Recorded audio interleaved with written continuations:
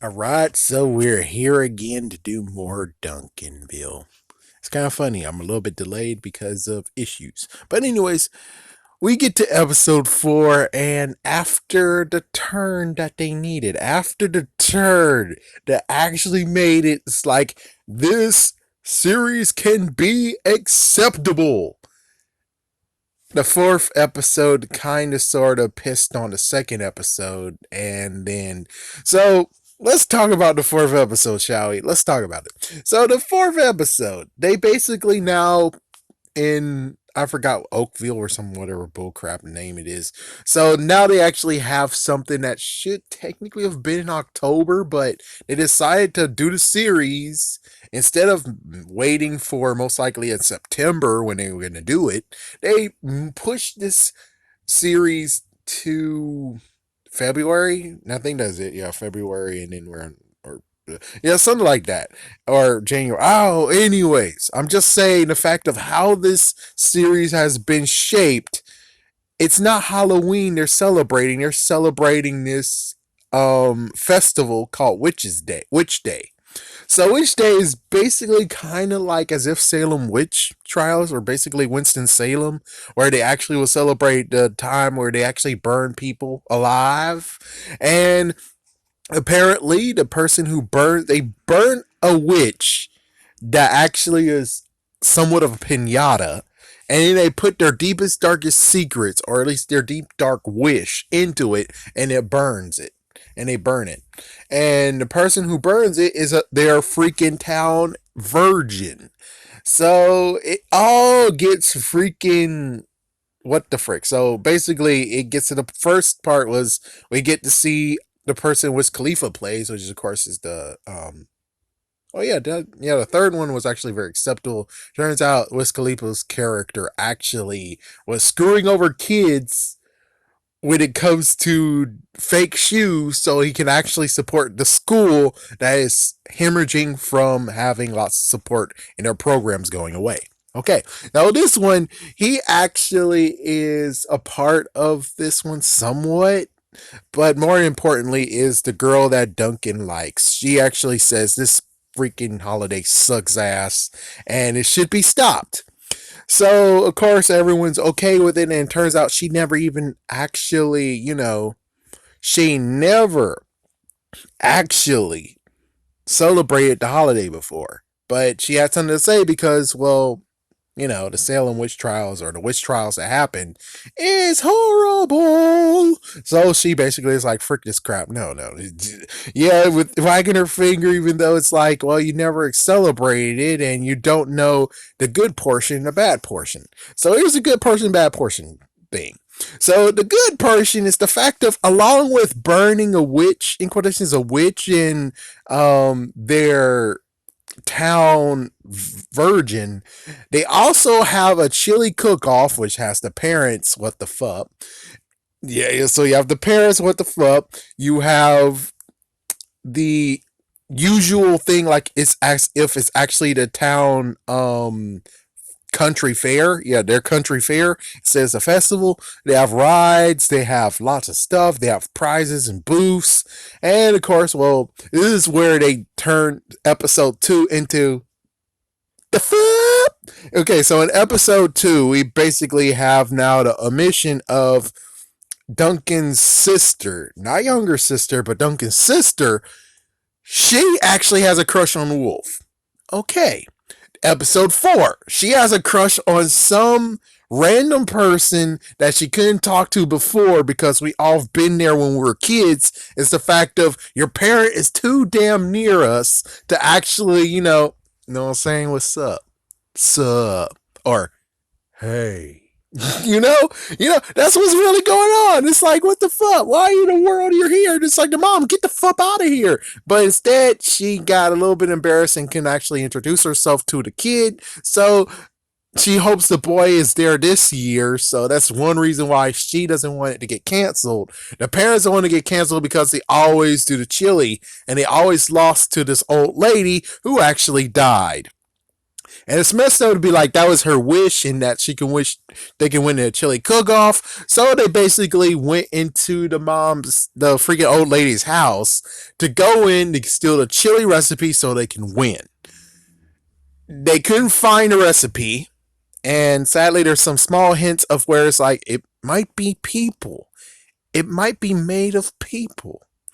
But anyways, they found the chili in the freezer, and instead of just taking the chili and be like, we're done, they're like, no, we're gonna test the chili out, see what's in there, so we can actually write the recipe down and win. And it's like, but she froze the chili. You might as well just use the frozen product, damn it. If she wins every single year, it turns out she freaking freezes the chili. The fuck? And it turns out that the freaking old lady actually is a witch. Wow. And the kids that she in quotations adopted, she was fattening them up, apparently to even adult age, and she was going to kill them both. But they actually said, no, fuck that shit. We're going to kill you. And of course, it's crazy that the youngest daughter, the younger sister, saw the murder. And the parents witnessed the fact that she has a recipe for cooking children. It's kind of funny that it happened 2 times where it's like, shouldn't we call the police? We should definitely call the police. It's like, nah. It's like, we're too into this now. So it's like, can't call the police. So they win. You got the chili and everything. They got it out there. And then it's just messed up that the parents actually want to win the trophy so badly. And this is where it comes to the head of, okay, well, why exactly is it freaking bad for it to get canceled? Why in the world should it be canceled in the first place? It's because the freaking town virgin got knocked the fuck up. We're not sure she's married, but she found happiness now. She found happiness. She actually found a guy she liked, and they did their groove thing. And it's like, well, that's some bullshit. So they now have a freaking raffle, which out of nowhere, rolling it in, Duncan's name has been chosen, which is like, okay, when did that raffle come out? It's like, so I don't even hear anything about kids write your name into raffle, so just in case in the future, you could be chosen as the freaking town version. And they didn't even have a flashback on that. So basically, we get to the point of being like, well, that means someone set his ass up. Because we're pretty sure he wouldn't have done that unless they had a flashback of him going, and it's like, as a kid, it's like, oh shit, I'll do it. And it's like, no. Yeah, I mean, the fuck. So since that's not happening, that means someone did what happened in the Simpsons episode where apparently Frank Grimes has a kid. He wrote Homer's name into the freaking thing so he can be Mr. Mardi Gras or whatever. And it's like, same exact deal here. Someone wanted to punk freaking Duncan and they got him. They freaking screwed him over. We don't know how many years is it, and we don't even hear anyone going, ah, ha, ha, ha. So it's like whoever did it most likely is secretly laughing somewhere, or I have no idea. It's like this is just out of the blue. We don't get to have any of this crap even mentioned. They just like, Duncan. It's like, oh, that's some bullshit. So Duncan's now is the freaking innocent. Yeah, he's now the freaking town's virgin and he has to burn the freaking thing. But of course, that's freaking humiliating, isn't it? It's humiliating. So what happens is that they got a plan. The friends got a plan to steal the witch pinata or whatever, or confessional thingy, and run for it and hide it so they have to cancel the freaking event. Now here it comes the bullcrap piece of shit of where it's like, oh, well, even though he proved that he might be his friends, well, at least two of them do, the third one is a dumbass piece of shit freaking snitch. So what the dumbass freaking person named Beck is, which, crazy enough, the person who voiced her, holy shit, you look just like her. It's like, holy shit. Yeah, so the person who voiced Beck, I'm pretty sure she actually was modeled after the character. The character is modeled after her. Oh shit! So anyways, Beck decided to be a dumbass and make a freaking witch substitute out of herself instead of grabbing something else or don't do shit at all. So she tied herself to where it was, and well, she can't do shit. And I was like, where is the freaking thingy? And they're like, yeah, she wasn't gonna say anything, and then sadly, Duncan's mom came up in her face and with the freaking torch, which is like, of course, dumbass, of course, you should be freaking happy. They're not as smart as you think. I mean, you're smarter than you think, because if they weren't smart, then people like in South Park, guess what would happen? Her ass would have been burned to death. And most likely it would have been Kenny who's there. It would have been Kenny as the witch. Because we know for a fact, when it comes to burning someone, they would sure do take the witch and burn it. So, damn.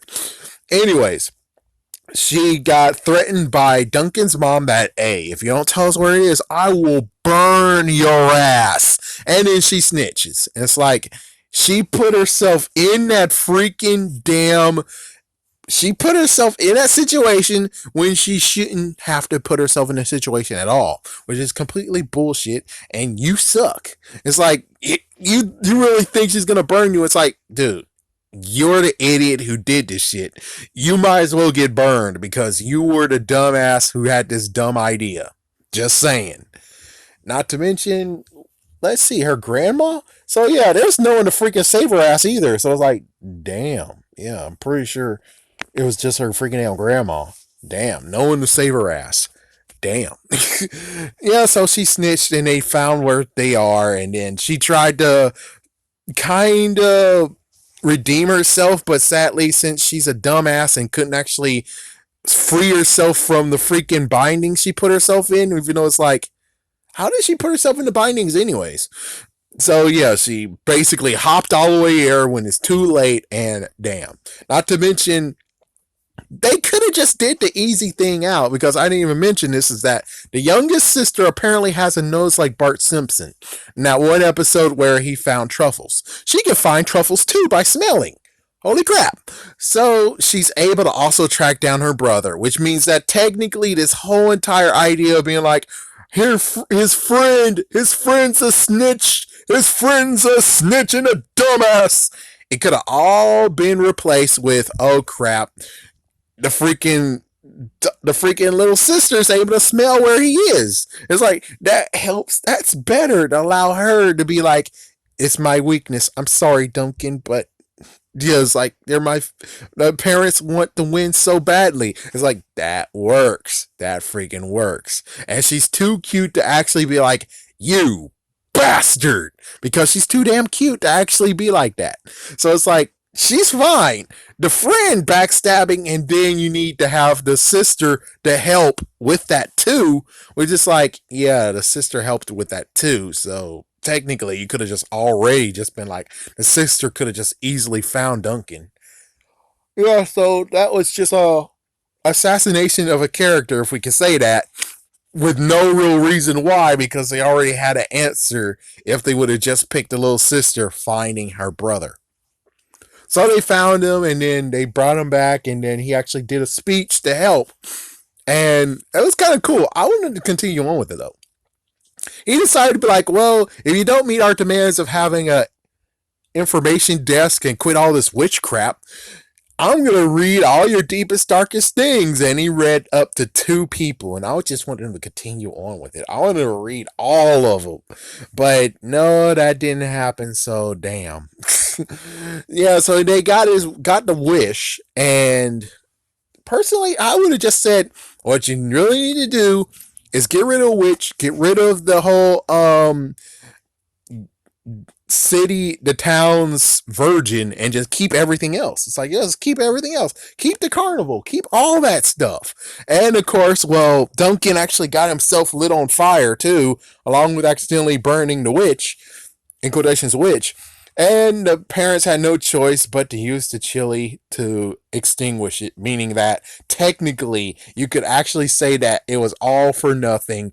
The parents could have just allowed this to freaking get screwed up anyways, because the chili got destroyed and no one's gonna taste the chili.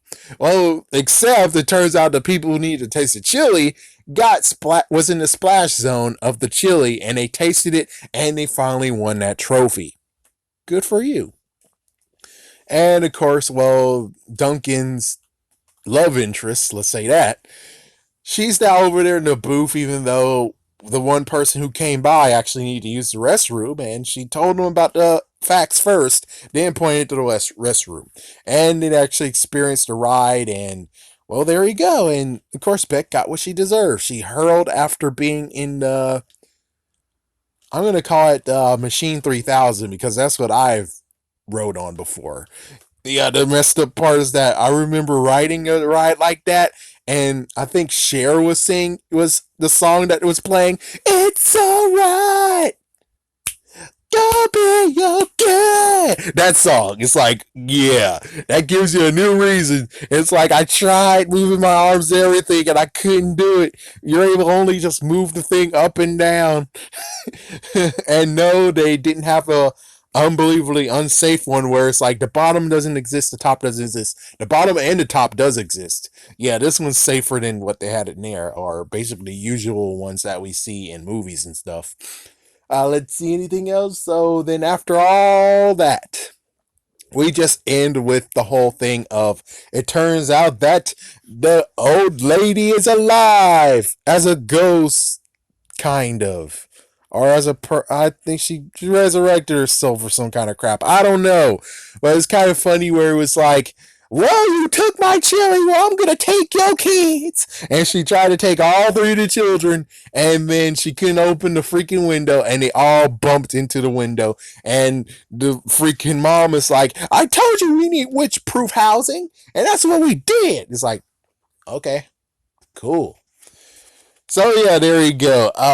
This one's actually an oddball, but I'd have to admit though. Oh yeah, I forgot. The sister did see the boy, but the sad part is that she freaked things up. It's weird enough that she couldn't come to term. She couldn't actually go and react to Wolf and say, "Hey, Wolf, I like you," or anything. She didn't do that crap. But with this kid, random kid, she's able to actually talk to him and everything, and accidentally sprayed sprayed mustard in his eyes, and then apparently wanted to dab his eyes with pickle juice. Yeah. I'll see you next year. Yeah, no. I'm pretty sure after this thing, he's like, I'm staying away from your ass. You blew it. I'm shocked that she didn't already just try it and blew it with Wolf. I mean, come on, what the frick? Not to mention, again, I thought you liked Wolf. So, I mean, yeah, people can like more than one person, but damn, the fuck? We know Helga Pataki, right? Helga Pataki actually only liked Arnold. She didn't like anyone else but freaking damn Arnold. There was no one who actually came and be like, well, trouble in paradise, Arnold. It looks like you're actually going to get X'd out. Even though it might have happened, I haven't watched all of Hey Arnold because I don't really care about Hey Arnold that much. But still, Hey Arnold is the only one I could actually tell you that, yeah, she's as messed up as Helga, because Helga had a shrine for Arnold. Not to mention, she also made a gum statue of Arnold. I think of all the chewed gum she took from him. Yeah, that would be even worse. It's like gum that he took from him, which I think that's true.